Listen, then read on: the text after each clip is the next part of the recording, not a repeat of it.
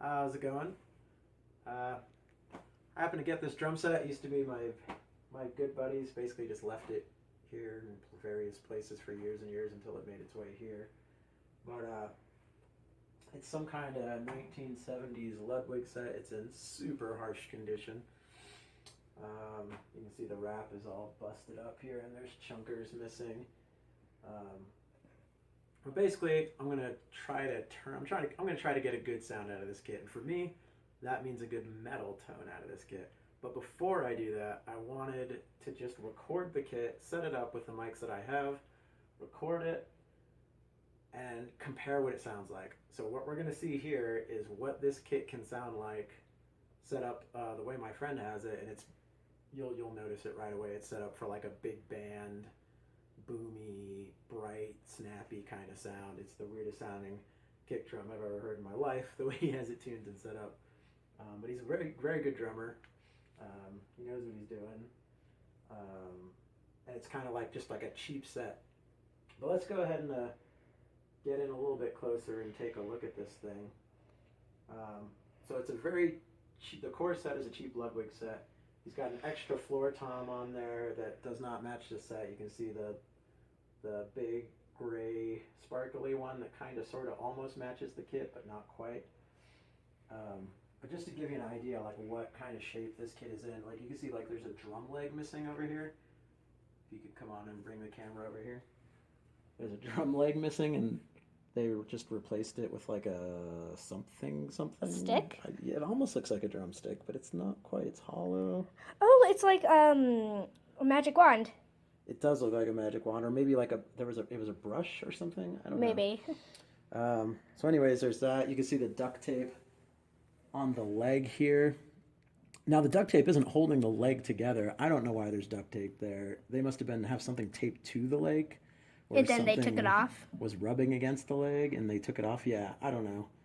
But there's no grommets on this. This is basically rusted all. You can see how this hardware is super rusted. You can see these rims are really beat. They're all chipped and scratched up, and this one especially. Oh yeah, that's really messed up. Yeah, it's super messed up. You can see the wrap here is all messed up. There's like extra holes here where somebody adjusted the wrap trying to save it somehow. And they definitely didn't. Probably did that. It's kind of a weird drum set to start with because it's a single hole, mount hole for the tom. So I've only got the one tom on there. And then my buddy had this clamp on here, which I do have a tom to fit that. I have a Pearl tom? No, a Yamaha. No, I don't remember. Anyway, I have a tom for it. But I wanted to record the set as is. It's very echoey. I don't know exactly what set this is, but it's got this other weird kind of, I assume that's like a tom mount. There's got to be like an L bracket, a 90 degree that comes out of here and comes up and then goes over like a horseshoe or something. I don't know. I've kind of briefly looked around online and haven't been able to find a set that has this particular hardware on it, so I don't know exactly what that's for. I'm guessing it's for the small rack tom. If you bring the camera directly over and like look down at this. So this section here, you can see the rim is, something isn't straight. I don't know if it's the head, but like there's no gap over here. And then there's a big gap over here between the rim and the bottom of the head, the base of the head. I'm hoping the rim itself isn't warped, so I might have to replace the rims on these. Yeah, like whoever put this rim on, like look at the wrap is just peeled up underneath the rim there. Yeah. Where they just like jammed it up, like they just weren't paying attention at all when they put the head on. Yeah, and the heads are crazy tight, as you can see. I can back it off. You can see there's a big old sound hole in it, and you can probably hear me on this. I'm just Echo. Yeah, we're just using the camera mic on this thing, and you can hear the echo in it. I tried recording a friend of mine in this room doing acoustic guitar, and that echo was just driving me nuts, and everything sounded like it was out of phase, and it was just that echo wash. Echo. But it's crazy to me it's crazy that a a kick drum would echo at such a high frequency, like, but it's very big bandy sounding, which you'll find out in a second. Bless you. Thank you. Yeah, it's very big band like sound to it, which you'll find out in a little bit. If we go around the other side of the drum kit with the camera. Zacamro.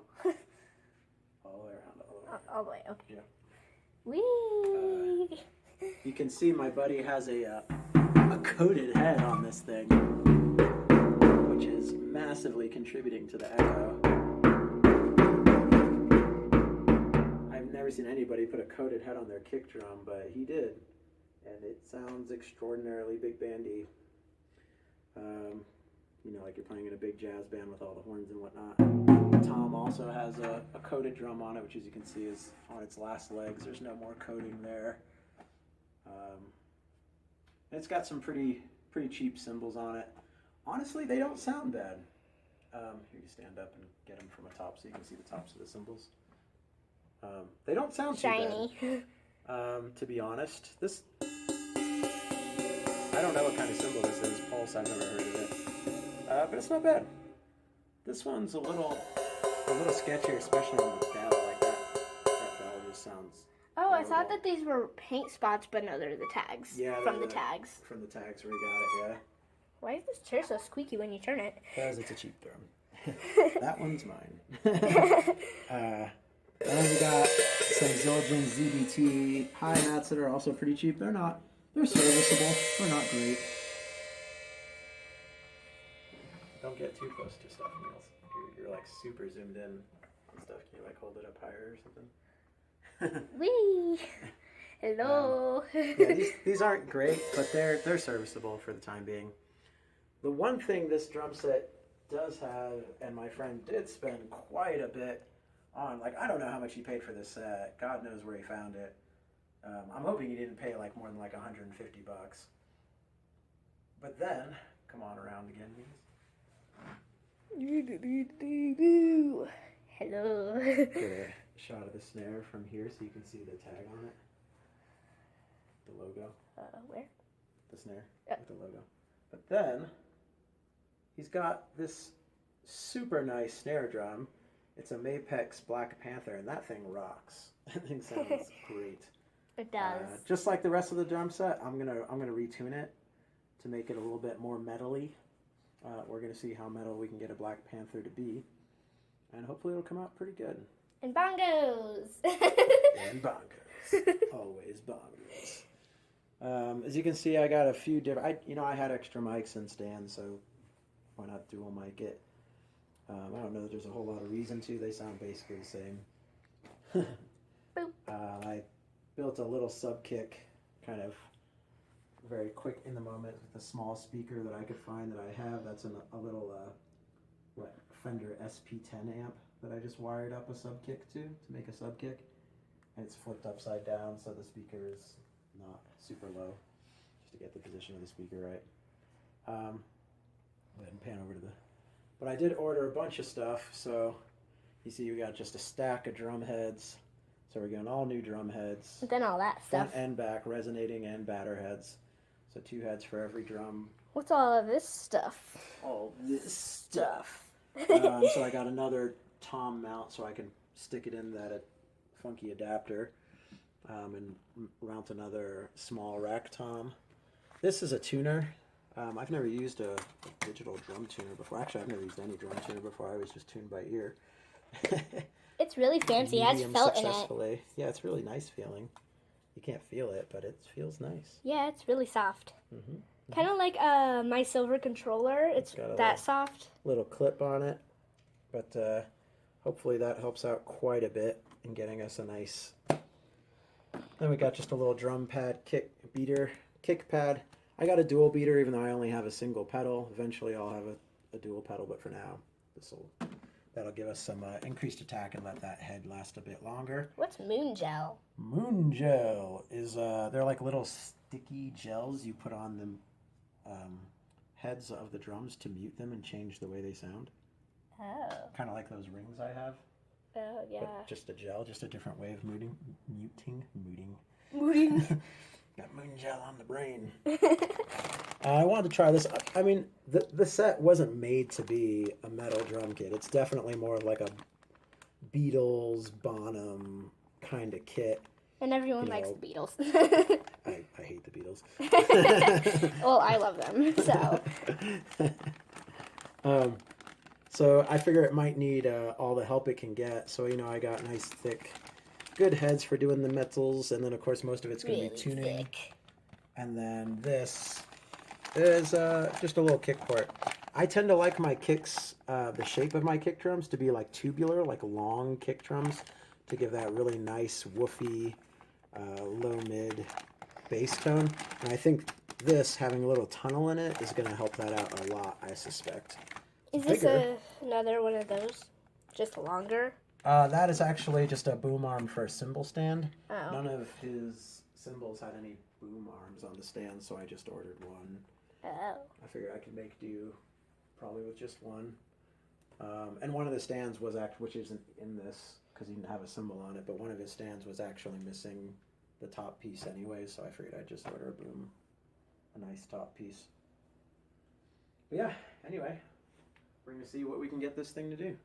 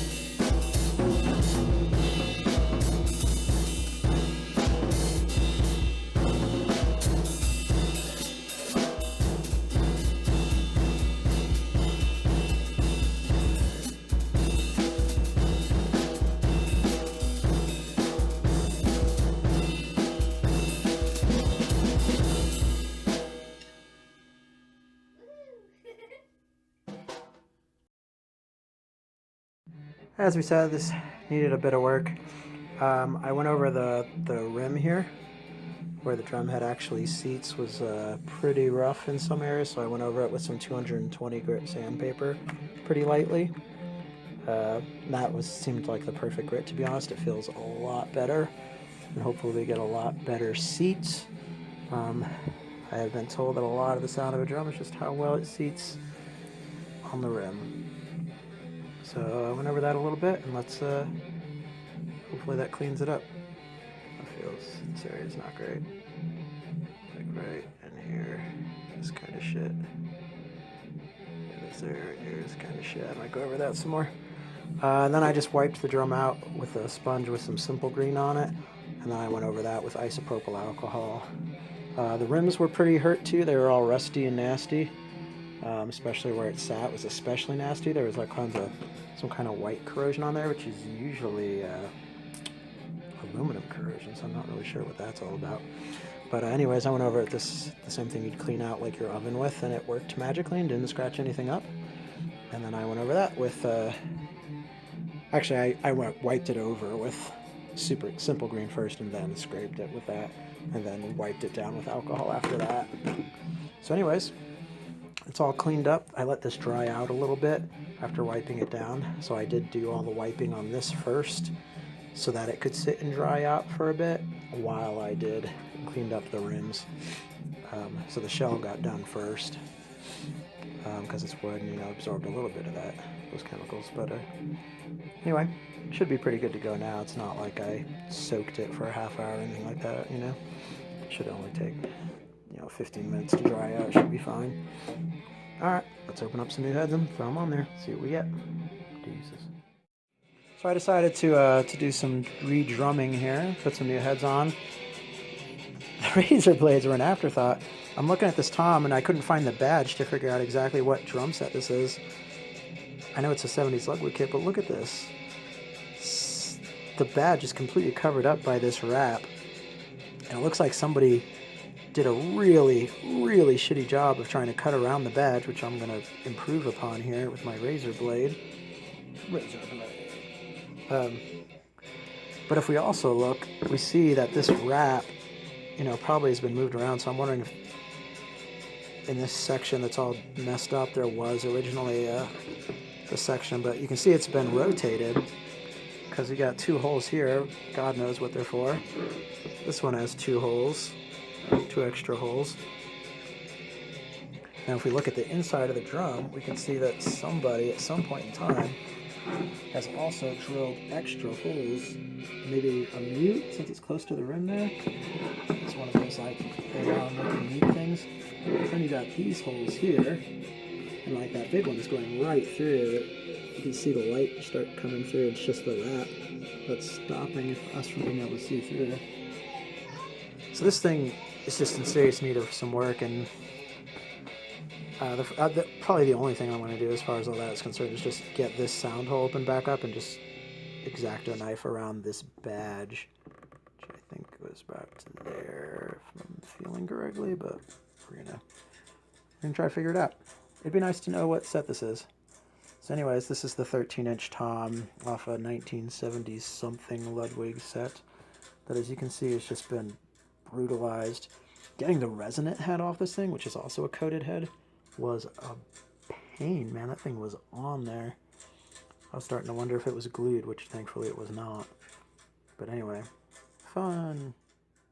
Alright, so there's our cutout badge. As you can see, I did not do a great job, but I really wasn't worried about it since this wrap was completely and utterly ruined anyways.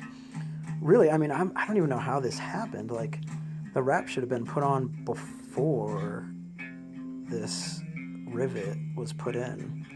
So like, there should just be a drill hole in this wrap, and then this should have been put on top of it. But anyway, there's now our sound hole is uncovered, so that should improve the sound of the drum. And I was hoping for a model number or a year. No model number, no year. There is a serial number there. Don't know if you can see it. It looks like 725667. Ludwig Drum Code, Chicago, Illinois. I did go ahead and buy new heads for all this. This is they're all Evans heads, and I tried to do the same thing on each. So the batter heads actually are black chromes, and the resonating heads are ECs.